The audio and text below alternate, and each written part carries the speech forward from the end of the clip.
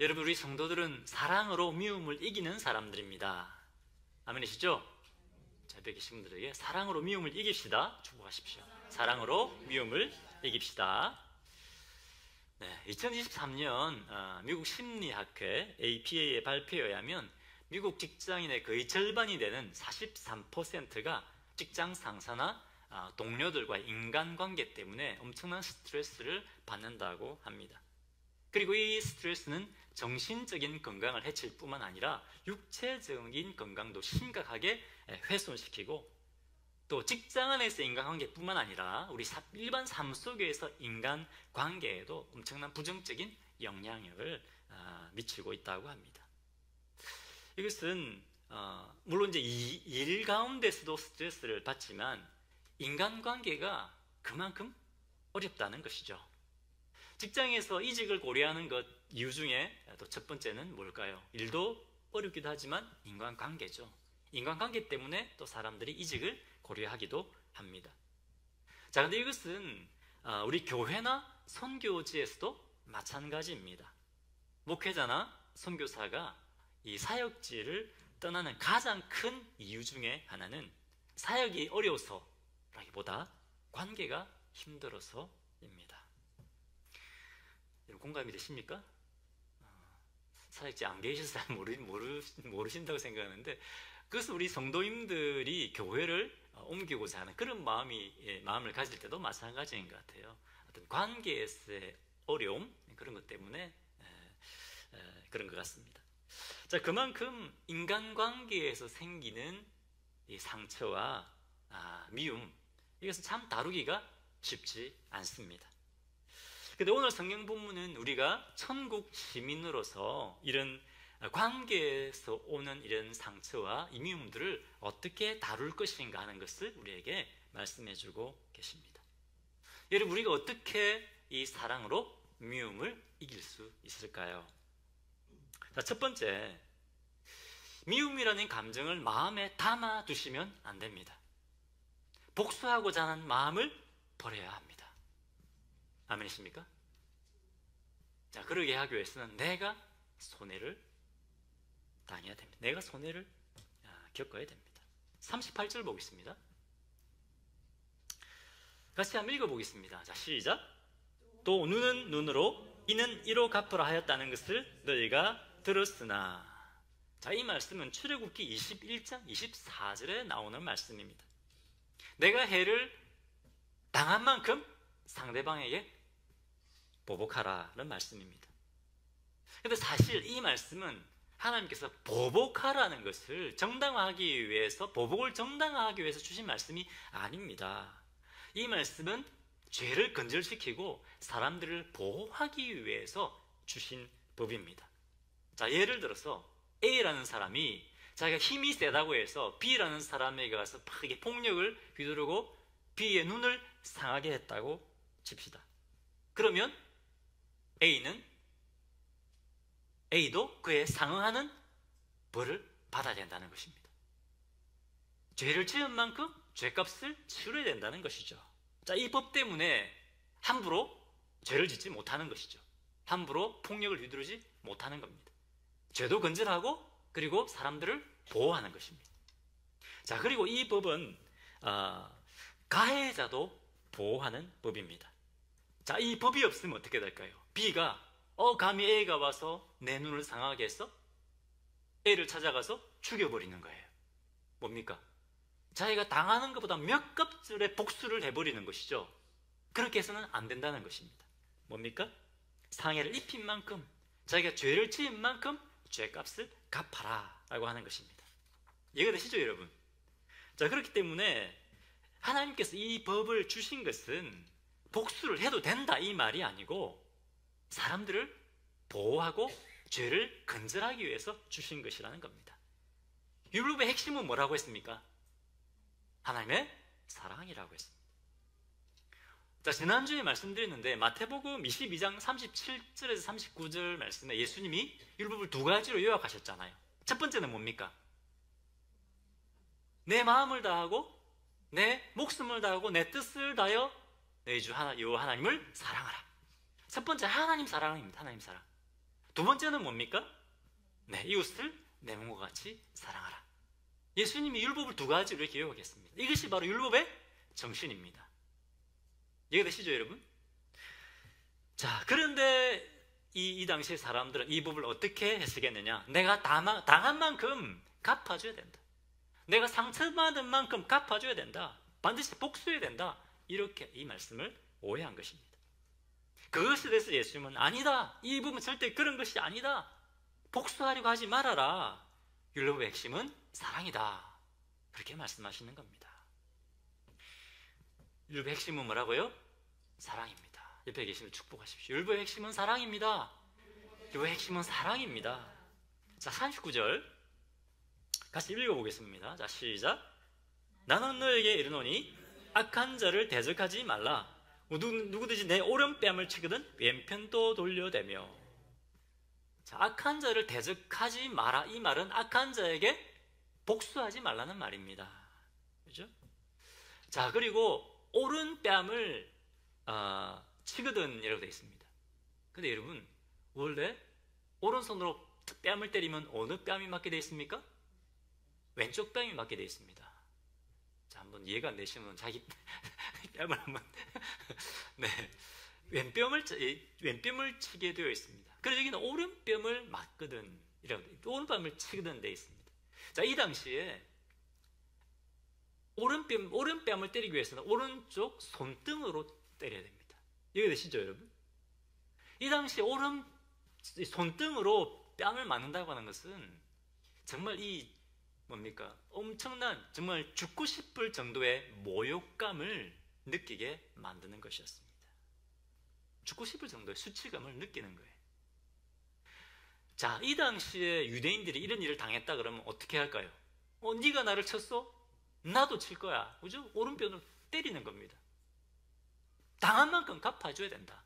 이것이 이 당시 유대인들의 생각이었습니다. 그런데 예수님 뭐라고 말씀하십니까? 내 왼편도 돌려대라. 복수하지 말라는 거예요. 자, 그러면 이것이 문자적으로 진짜 왼뺨을 돌려대라 이런 말일까요? 옛날에 제가 예수 믿기 전에 학교 다닐 때 이런 장난을 많이 쳤어요. 예수 믿는 친구가 있으면 되게 딱 한 대 때리는 거죠. 그러면 어떻게 할까요? 딱 째려보잖아요. 그러면 야, 너 왜 째려봐? 분명히 성경에 오른뺨을 때리면 왼편도 돌려드려 했잖아. 그렇게 막 했잖아요. 그러니까 옛날에 그런 막 장난을 쳤습니다. 이해가 되십니까, 여러분? 별로 옛날에 그런 장난을 쳤어요. 그런데 이 성경 말씀이 그것을 이야기하는 것이 아닙니다. 제가 2주 연속으로 말씀드렸죠. 이것을 문자적으로 해석하면 안 된다고 말씀드렸습니다. 지난주에 말씀드렸는데, 자, 눈이 범죄 죄를 범하면 그 눈을 뽑아버리라고 했죠. 손이 범죄하면 손을 잘라버리라고 했습니다. 자, 만약에 우리가 이 말씀을 그대로 문자 그대로 이것을 받아들인다면 이곳에 몸이 상한 사람 아무도 없어야 됩니다. 다 눈 뽑히고 다 손 잘라야 됩니다. 그렇죠? 이것은 문자 그대로 말씀하신 것이 아니라 비유로 말씀하신 겁니다. 지금 이 산상수훈에서 예수님이 계속 비유로 말씀하고 계십니다. 그만큼 중요하게 여기라는 것이죠. 이 말씀도 마찬가지입니다. 왼뺨을 돌려대라, 이 말은 진짜 왼뺨을 돌려대라는 말이 아니라 인격적인 모독을 당하고 마음의 미움과 증오가 일어날 때 그것을 마음에 두지 말라는 겁니다. 마음에 두지 말고 복수하고자 하는 마음을 버려라. 차라리 손해를 당해라. 그런 말씀입니다. 우리가 복수하려고 하는 것을 포기하는 것, 이것이 사람들을 섬기는 것입니다. 그것을 통해서 우리가 하나님의 나라를 드러내는 겁니다. 여러분, 이 세상은 미움과 증오로 가득 차 있습니다. 그렇지 않습니까? 불평과 불만과 미움과 증오로 가득 차 있어요. 우리가 미움을 내려놓고 복수하고자 하는 마음을 버릴 때 이 땅에 하나님의 나라가 이루어지는 겁니다. 자, 그런데 여러분 잘 들으십시오. 복수하지 말라는 이 말씀에 대해서 우리는 오해하지 말아야 됩니다. 복수하지 말라는 이 말씀을 오해하는 분들이 있어요. 먼저 복수하지 말라는 것이 자신을 보호하지 말라는 말이 아닙니다. 자, 적들이 쳐들어오면 여러분 어떻게 됐습니까? 복수하면 안 되는데? 그럼 적들과 싸우면 안 되는구나. 그 말이 아니라는 거예요. 적들이 쳐들어오면 기도하고 나라와 가족을 지키기 위해서 나가 싸워야 됩니다. 오늘날 메노나이트 같은, 메노나이트 들어보셨습니까? 메노나이트 같은 이 소수 크리스찬들은 이 말씀을 문자적으로 해석합니다. 그래서 크리스찬은 총을 들면 안 되고 군대 가면 안 된다고 주장을 합니다. 그런데 이것은 하나님의 뜻을 오해한 겁니다. 하나님의 뜻이 그것이 아닙니다. 여러분, 계속해서 여러분에게 해를 가하는 사람이 있다면 여러분 어떻게 해야 되겠습니까? 어떻게 하겠습니까? 계속 해를 가하는데도 그 사람은 같이 있어야 될까요? 피해야죠. 할 수만 있으면 피해야 됩니다. 그 사람의 변화를 위해서 우리는 기도해야 됩니다. 하지만 그 해로부터 보호받을 수 있도록, 피할 수 있도록 하나님께 지혜를 구해야 됩니다. 피할 수 있다면 지혜롭게 그것을 피해야 되는 것입니다. 누군가가 억울하게 나를 소송한다. 그럼 여러분 당하고 있어야 됩니까? 아닙니다. 법적인 보호를 요청해야 됩니다. 요한복음 18장 22절과 23절에 보면 예수님이 대제사장에게 잡혀가잖아요. 신문을 당합니다. 그때 대제사장과 있던 대제사장 옆에 있던 사람이 예수님을 때립니다. 그때 예수님이 어떻게 합니까? 가만히 맞고 계십니까? 꾸짖습니다. 내 말이 틀렸는지 너는 뭐 정지하지도 않고 나를 치느냐라고 꾸짖습니다. 사도행전 23장 2절에서 3절에 보면 사도 바울도 잡혀가죠. 사도 바울도 대제사장의 집에 잡혀갑니다. 그때 그 대제사장 옆에 있던 사람이 바울의 입을 치죠. 그때 바울이 어떻게 합니까? 가만히 있습니까? 아닙니다. 그것에 대해서 꾸짖습니다. 뭘 보여주고 있습니까? 우리가 복수하지 말라는 말씀이 자신을 보호하지 말라는 말씀이 아니라는 것을 알아야 됩니다. 여러분 이해가 되십니까? 네. 그래서 오해하면 안 됩니다. 자, 두 번째, 복수하지 말라는 것이 죄를 허용하라는 말이 아닙니다. 복수하지 말라는 말이 그냥 죄를 덮어주라는 말이 아닙니다. 우리 하나님은 공의의 하나님이십니다. 상대방이 책임져야 될 죄를 그냥 덮어버리는 것이 아닙니다. 우리 하나님은 공의의 하나님이시고 하나님은 그 죄에 대해서 반드시 심판하시는 분이십니다. 그래서 갈라디아서 6장 1절에 지난주 우리 갈라디아서 묵상했잖아요. 6장 1절에 어떻게 되어 있습니까? 사람이 죄를 범하면 온유함으로 그 죄를 바로 잡아라 라고 말씀하고 있습니다. 사람이 죄를 범하면 그것을 그냥 덮어주라고 말씀하지 않으셨어요. 사람이 죄를 범하면 그 죄를 온유함으로 바로 잡아라라고 분명히 우리에게 말씀하고 있습니다. 마태복음 18장에도 예수님이 어떻게 말씀합니까? 교회 안에서 한 형제라고 하는 사람이 죄를 범하고 회개하지 않으면 그것에 대해서 바로 잡아주고, 그래도 회개하지 않으면 어떻게 하라고요? 교회에서 내보내라고 그렇게 말씀하고 있습니다. 원수를 갚지 않는다고 하는 말이 뭡니까? 죄를 그냥 허용하라는 것이 아니라는 것을 우리는 알아야 됩니다. 아멘이시죠? 자, 이처럼 복수하지 않는다고 하는 것은 우리 성도가 자신을 보호하지 않는 것이 아니고 악을 덮어주는 것이 아니라고 했습니다. 우리는 지혜롭게 대처해야 됩니다. 자, 그런데 여러분, 우리가 아무리 자신을 보호하기 위해서 지혜를 구하고 한다 할지라도 이 세상에서는 여전히 억울함을 당할 수 있습니다. 여러분 어떻습니까? 법이 공평하다고 생각하십니까? 이 세상에는 불합리한 일들이 너무 많습니다. 우리가 억울한 일을 당하는 일이 너무 많습니다. 오늘날 법도 권력에 따라서 왔다 갔다 하는 것 같아요. 권력이 바뀌면 법의 해석이 달라져요. 그렇죠? 힘과 돈이 있느냐 없느냐에 따라서 판결이 바뀔 수가 있습니다. 세상은 공평하지 않은 것 같습니다. 안타깝지만 이 불합리한 일들이 오늘날 교회 안에서도 일어날 수 있습니다. 죄인들이 모여있기 때문에 깨어있지 못하면, 우리 하나님의 바로 서지 못하면 교회 안에서도 이런 일들이 일어날 수가 있습니다.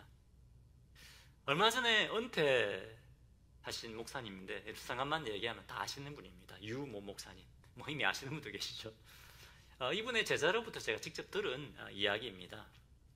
이 유 목사님이 교회에 잘 알려지기 전에 목회 이제 초기 시기에 서울에 있는 말만 하면 알 수 있는 대형 교회에서 부목사로 사역을 하고 계시는데 그 교회 안에 어떤 문제가 생겼다고 합니다. 이 일에 관련된 두 부목사님과 장로님 입을 딱 맞춰가지고 마치 이 유 목사님의 잘못인 것처럼 일을 꾸몄다는 거예요. 그런데 교회에서는 마치 진짜 이 유 목사님이 잘못을 범한 것처럼 교회 안에 소문이 다 나와버린 겁니다. 여러분 얼마나 억울하겠습니까? 전혀 억울하지 않아요. 여러분 일이 아니기 때문에 그렇습니까? 한번 생각해 보십시오. 얼마나 억울하겠어요. 나는 그렇게 잘못한 것도 없는데, 그죠? 그래서 결국 어떻게 교회에서 이렇게 사역을 할 수 있었을까요? 못하는 거죠. 그러면 사임을 하고 나올 수밖에 없었던 겁니다. 처음에는 너무 분통이 터지고 너무 억울해가지고 어떻게 해서든지 자기의 결백을 정리하고 싶었대요. 내 잘못이 아니다, 그렇게 하고 싶었대요. 근데 하나님께서, 성령께서 그냥 조용히 물러나라, 이런 마음을, 감동을 주셨다고 합니다. 그래서 이제 교회를 사임하고 나왔는데, 여러분 이런 딱지를 달고 나오면 사역지 구하기 쉬울까요? 저 교회에서 뭐 문제 일으키기가 나왔다, 이 소문이 나면 사역지 구하기도 어려워요. 이게 서울에서는 이제 사역지를 구하지는 못해서 지방까지 이제 내려오게 된 거예요. 근데 오래 목사님이 그것이 계기가 돼서 오히려 더 목회를 잘 하시고, 그래서 점점 교회 이름이 이제 나시게 된 거예요. 시간이 이제 한참 지났습니다. 하나님께서 이것이 누구의 잘못인지 드러내신 거예요. 목사님의 누명을 하나님께서 벗겨주신 겁니다. 뭡니까? 하나님께서 모든 것을, 결국은 시간이 지나면 모든 것을 하나님께서 바로잡아 주시는 겁니다. 왜냐하면 모든 것이 누구 손에 있습니까? 하나님 손에 있기 때문에 그렇습니다. 여러분 교회 안에서도 우리가 이런 일들을 당할 수가 있습니다. 불합리한 일을 당할 수 있습니다. 제 친구 목사의 이야기인데요, 좋은 교회에서 목회를 잘하고 있습니다. 청빙을 받은 거예요. 그래서 이제 사임을 하고 짐을 싸가지고 교회를 갔습니다. 근데 그 교회 안에 다툼이 있는 거예요. 그러면서 우리가 결정을 못했다는 거예요. 이 목사님 벌써 사임하고 가족도 데리고 왔는데 떠나라는 거예요. 이게 말이 됩니까 이게? 말이 안 되잖아요. 그런데 이런 일들이 일어날 수 있다는 거예요. 언제? 우리가 주님 앞에 깨어있지 않고 우리 중심으로 살아갈 때 이런 말도 안 되는 일들이 교회 안에서도 일어날 수 있다는 겁니다. 굉장히 힘들었어요, 목사님이. 지금 사역 잘하고 계십니다. 하나님께서 모든 것을, 상황을 또 바꾸어 주시더라고요. 여러분 이런 억울한 일을 당할 때 어떻게 하겠습니까? 이런 상황에서 우리 주님은 어떻게 해요? 미움을, 증오를 마음에 담아두라? 마음에 담아두지 말라고 말씀하십니다. 복수하고자 하는 마음을 버려라. 그때 우리가 자유함을 얻게 되는 겁니다. 그것을 통해서 우리가 하나님의 나라를 드러내게 되는 겁니다. 40절 보겠습니다. 또 오늘을 고발하여 속옷을 가지고자 하는 자에게 겉옷까지도 가지게 하며. 원수가 거짓으로 고소를 해서, 속옷은 우리 삶의 가장 기본적이고 가장 필수적인 거 아닙니까? 그것을 빼앗아가 버린 겁니다. 그런데 예수님이 뭐라고 말씀하십니까? 그러면 겉옷까지 내어주라고 말씀하십니다. 자, 이게 또 문자적으로 해석하면 안 됩니다. 이 당시에 겉옷은 굉장히 비쌌어요. 한 벌밖에 없습니다. 밤에는 겉옷을 덮고 자는 거, 이불의 역할을 합니다. 하나밖에 없어요. 그럼 여러분 속옷도 뺏겠는데 겉옷까지 내어주면 어떻게 살아요? 못 삽니다. 이 말은 어떤 의미냐고 하냐면 손해봐라는 겁니다. 원수 갚으려고 하지 말고 너희가 차라리 그냥 손해를 봐라, 그런 말입니다. 불붙는 증오심으로 복수하려고 하지 말고 오히려 손해를 봐라, 이런 말씀입니다. 여러분 우리 마음에 미움을 담아두면 안 됩니다. 옆에 계신 분들이 미움을 담아두지 맙시다. 축복하십시오. 미움을 담아두지 마십시오. 왜냐하면 이 미움을 우리 안에 계속 담아두고 있으면 이것이 우리에게 독이 돼요. 독이 됩니다. 이 독은 나만 죽이는 것이 아니고요, 우리 가족도 죽여요. 내 남편과 내 아내도 죽이고 우리 자녀도 죽이고 더 나아가서 우리 교회도 죽여요. 히브리서 12장 15절 보겠습니다. 히브리서 12장 15절 같이 읽어보겠습니다. 시작. 너희는 하나님의 은혜에 이르지 못하는 자가 없도록 하고 또 쓴뿌리가 나서 괴롭게 하여 많은 사람이 이로 말미암아 더럽게 되지 않게 하며 라고 말씀하고 있습니다. 이 쓴뿌리가 뭘까요? 쓴뿌리는 우리가 인간관계에서 겪게 되는 상처와 원망과 미움 이런 것을 말합니다. 근데 이 쓴뿌리가 어떻게 한다고요? 하나님의 은혜를 다 잊어버리게 만든다고 말씀하고 있습니다. 이 쓴뿌리는 우리에게 독과 같은 역할을 합니다. 나의 영혼을 죽입니다. 자, 그리고 잘 보십시오. 어떻게 됐습니까? 또 쓴뿌리가 나서 괴롭게 하여 많은 사람이 이로 말미암아 더럽게 되지 않게 하며, 이 쓴뿌리가 나만 죽이는 것이 아니라는 것이죠. 많은 사람을 더럽게 하고 괴롭게 한다는 것입니다. 이 쓴뿌리를 두면 나만 죽는 것이 아니라 우리 가정도, 지금 나아가 우리 교회도, 우리 공동체도 죽게 만든다는 것입니다. 여러분, 우리 옆집은 잡초를 전혀 신경 쓰지 않는 사람입니다. 제가 좀 스트레스가 있어요. 그래서 우리 집하고 그 집 경계선에 보면 항상 잡초가 있는데, 우리 집 경계선으로 넘어오면 제가 항상 빨리 뽑아버렸어요. 근데 제가 좀 바빠가지고 신경을 못 썼는데 두니까 언제 자랐는지, 이 크랩 그랬습니까? 엄청 뿌리가 깊이 박히잖아요. 잔디보다 더 세요. 그것이 막 우리 집으로 막 넘어오는 거예요. 바로 이런 겁니다, 여러분. 뽑으려도 잘 뽑히지도 않아요. 쓴뿌리가 이런 겁니다. 한 곳에만 머물러 있는 것이 아니라 쓴뿌리는 계속 퍼져나갑니다. 어떻게 해요? 우리 안에 있는 미움과 정오를 여러분 버려야 됩니다. 품고 있으면 안 됩니다. 웨인 코델로 목사님은, 제가 사역했던 교회죠. 웨인 코델로 목사님은 용서하지 않고 미움과 정오를 계속 품고 있는 것을 마치 불타는 석탄을 손에 쥐고 있는 것과 똑같다라고 했습니다. 여러분 생각해 보십시오. 여러분 바베큐 하잖아요. 그죠? 스테이크 굽잖아요. 그 갖다가 하나 손을 쥐고 있다고 생각해 보십시오. 얼마나 뜨겁고 얼마나 고통스럽겠습니까? 여러분 같으면 어떻게 하겠습니까? 빨리 놔버려야죠. 그렇지 않습니까? 뜨거운데 놔버려야 돼요. 근데 많은 사람들이 그것을 놓지 않고 쥐고 있는 거예요. 뜨거워 고통스러워하면서 쥐고 있는 거예요. 내버려야 됩니다. 이것이 뭐라고요? 우리 마음에 품고 있는 미움과 증오입니다. 이것을 내버려야 됩니다. 그때 우리가 자유함을 얻게 됩니다. 자, 옆에 계시면 축복하십시오. 미움과 증오를 내버리십시오. 미움과 증오를 내버리십시오. 어리석게 계속 마음에 품고 있는 사람들이 있어요. 그러지 마십시오, 여러분. 그런데 사실은 이 미움과 증오, 이 복수로 불붙는 이 마음을 내려놓는다는 게 사실 쉽지가 않아요. 굉장히 어렵습니다. 여러분 배신 당해 보셨습니까? 밤에 잠도 안 옵니다. 밥맛도 없습니다. 너무 고통스럽습니다. 계속 머리에 떠오릅니다. 분이 식지 않습니다.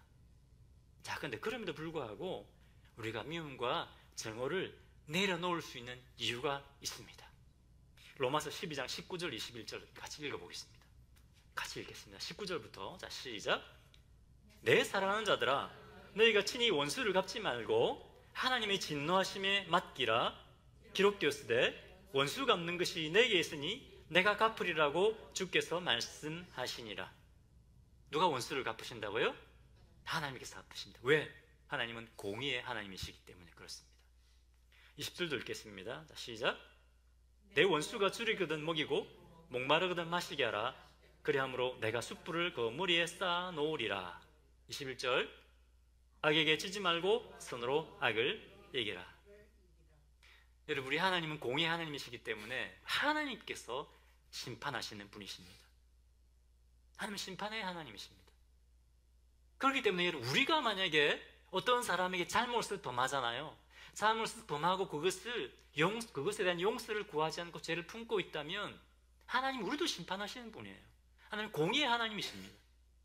그런데 뿐만 아니라 하나님은 우리가 인내하면서 견디고 있다는 것도 다 알고 계십니다. 아멘이십니까?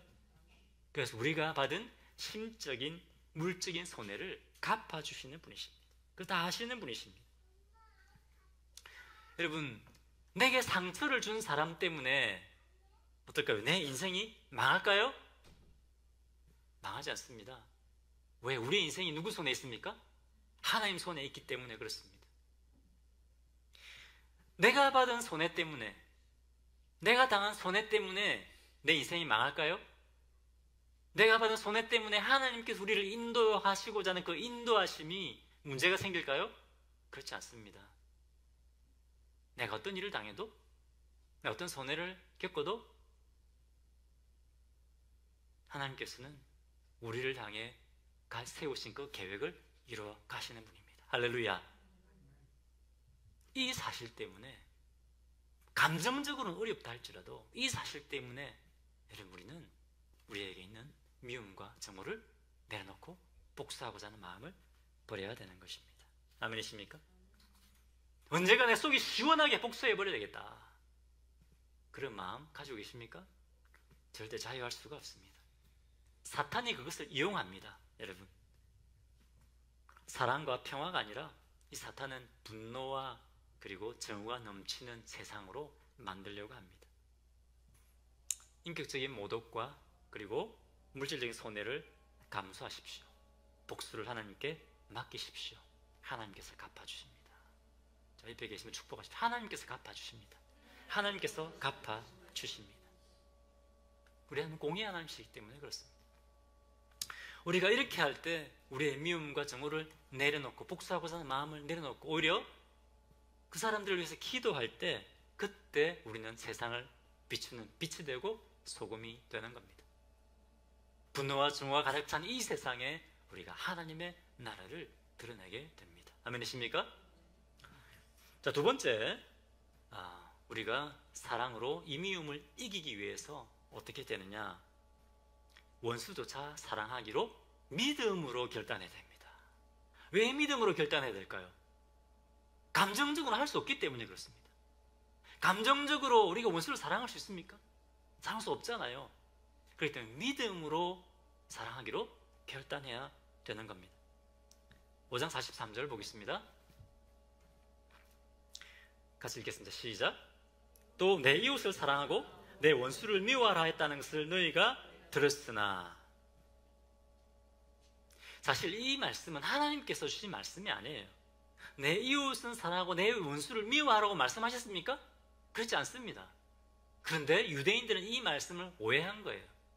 어떤 말씀을 오해했느냐? 하나님은 악을 미워하시기 때문에 당연히 악인도 미워하신다, 이렇게 해석을 한 겁니다. 유대인들은 이웃을 누구로 해석한 줄 아십니까? 이웃은 우리 유대인들, 나와 관계 있는 사람들. 원수는 누굴까요? 나와 별로 관계없는 이방인들을 원수로 여겼습니다. 이웃은 사랑하고 원수는 미워하라. 그런데 예수님은 아니다, 그것이 아니다는 겁니다. 나는 율법을 그렇게 해석하지 않는다. 하나님은 악은 미워하시지만 악인은 미워하지 않는다. 악인들이 죄를 회개하고 돌아오기를 원하시는 분입니다. 아멘이십니까?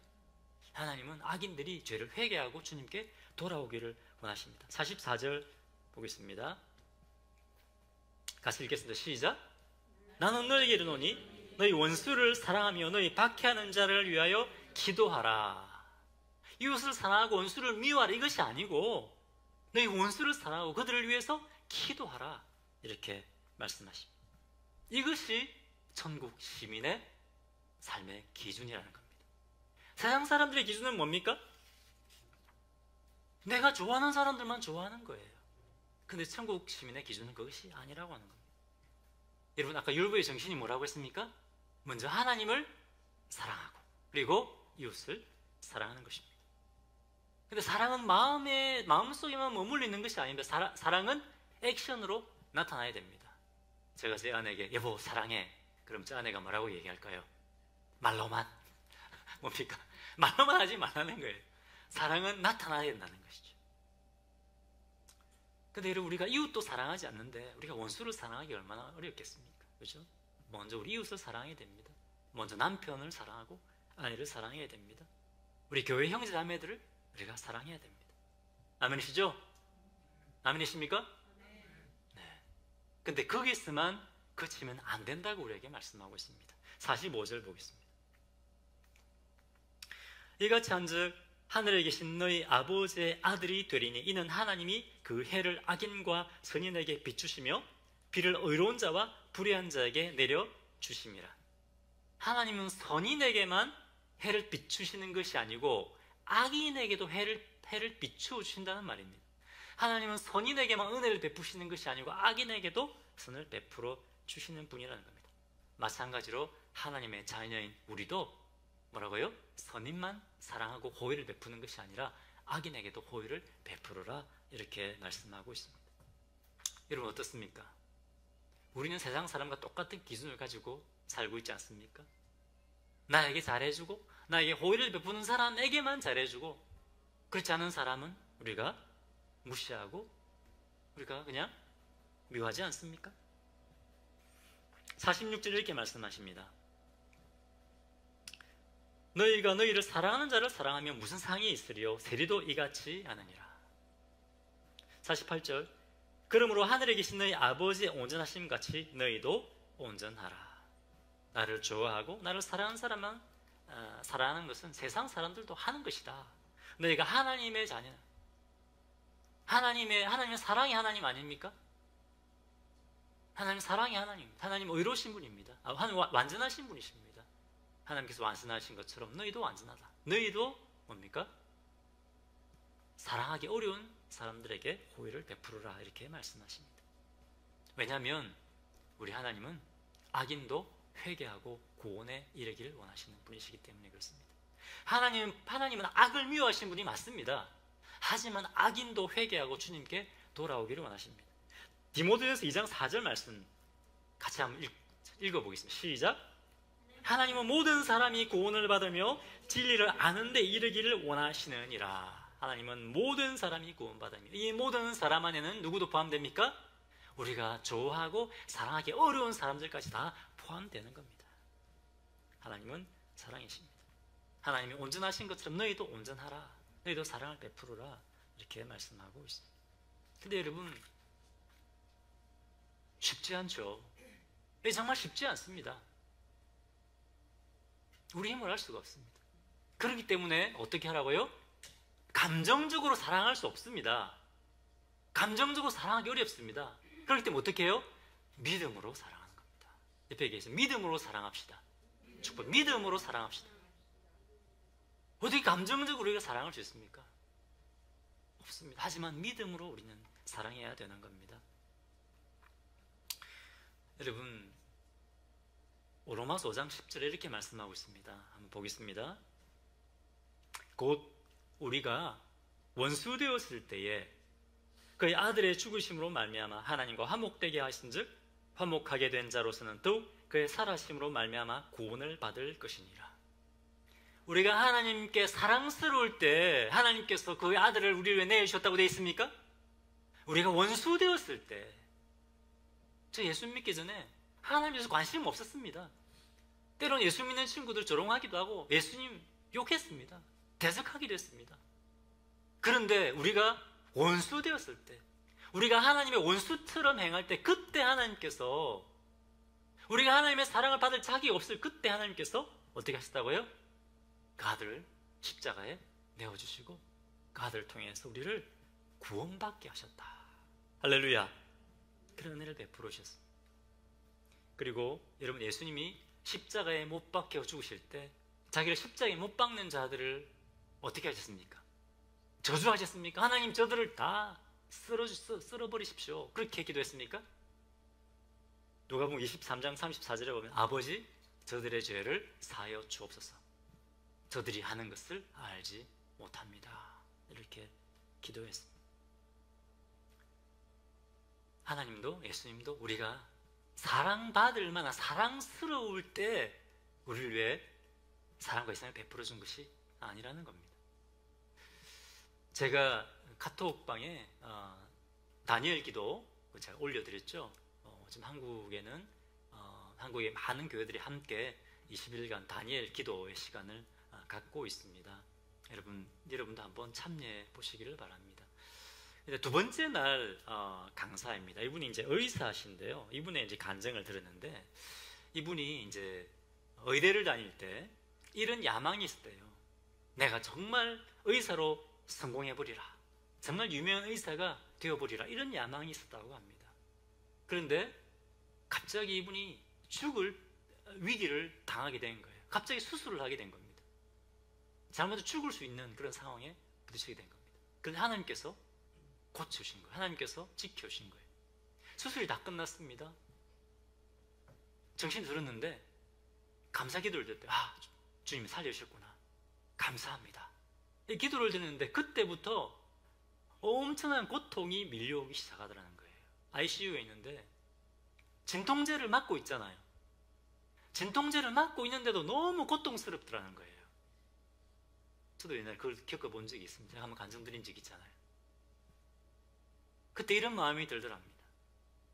내가 진통제를 맞고 있는데도 이렇게 고통스러운데 예수님 십자가에서 얼마나 고통스러우셨을까? 그런 마음이 들었다는 거예요. 그때 자기의 인생의 목표가 바뀌었다고 합니다. 그전에는 뭡니까? 의사로 성공하는 것이었다는 거예요.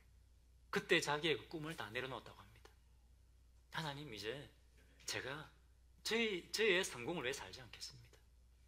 제가 이제 하나님의 뜻대로, 제가 하나님의 뜻대로 하나님께서 원하신 일을 하겠습니다. 그렇게 하고 이제 이분이 이제 레지던트를 할 때도 서울에 있는 좋은 병원에 가서 한 것이 아니라 지방에 있는 곳에 가서 이분이 이제 인턴도 하고 레지던트 하고 그렇게 하신 거예요. 그 삶이 완전히 바뀌어 버린 겁니다. 여러분, 우리 하나님은 우리가 사랑스러울 때 그 아들을 십자가에 고통에 내어주신 것이 아닙니다. 언제요? 우리가 하나님과의 원수였을 때, 그때 그 아들을 내어주셨습니다. 감정적으로 우리가 얼마나 사랑스러웠겠습니까? 믿음으로 하신 거예요. 의지로 하신 거예요. 여기서 믿음으로 우리가 사랑한다고 하는 것은 우리의 의지를 드리는 거예요. 감정적으로는 어렵습니다. 하지만 의지를 드리는 겁니다. 하나님께서 우리에게 베푸르신 그 사랑을 우리는 기억해야 됩니다. 우리 힘으로 할 수 없습니다. 하지만 하나님께서 원수로 행하든 우리를 위해 베푸르신 그 사랑을 기억하면서 우리는 의지를 들여서 우리가 사랑하기 어려운 사람들을 위해 기도하고 호의를 베풀어야 되는 것입니다. 아멘이십니까? 여러분, 우리가 어떻게 사랑으로 미움을 이길 수 있습니까? 우리 힘으로는 안 됩니다. 하지만 우리 안에 있는 이 미움에 대한 감정, 증오의 감정을 버리고 복수하고자 하는 마음을 버려야 됩니다. 그리고 우리가 사랑하기 어려운 그 사람들을 위해서 기도하고 축복하고 그들의 구원을 위해서 우리는 기도하고 호의를 베풀어야 됩니다. 그때 우리가 세상에서 빛을 비추게 됩니다. 소금의 역할을 하게 됩니다. 미움과 정오로 가득한 이 세상에, 여러분 한번 생각해 보시죠. 미움과 정오로 가득 찬 것 같지 않습니까? 마치 이 세상에 사람들이 분노로 가득 차 있는 것 같아요. 교회도 마찬가지입니다. 이 세상에 우리가 예수 그리스도의 사랑의 빛을 비추는 주의 종들이 되어야 되겠습니다. 아멘이십니까? 시간에 한번 우리가 주님 앞에 찬양을 올려드리겠습니다.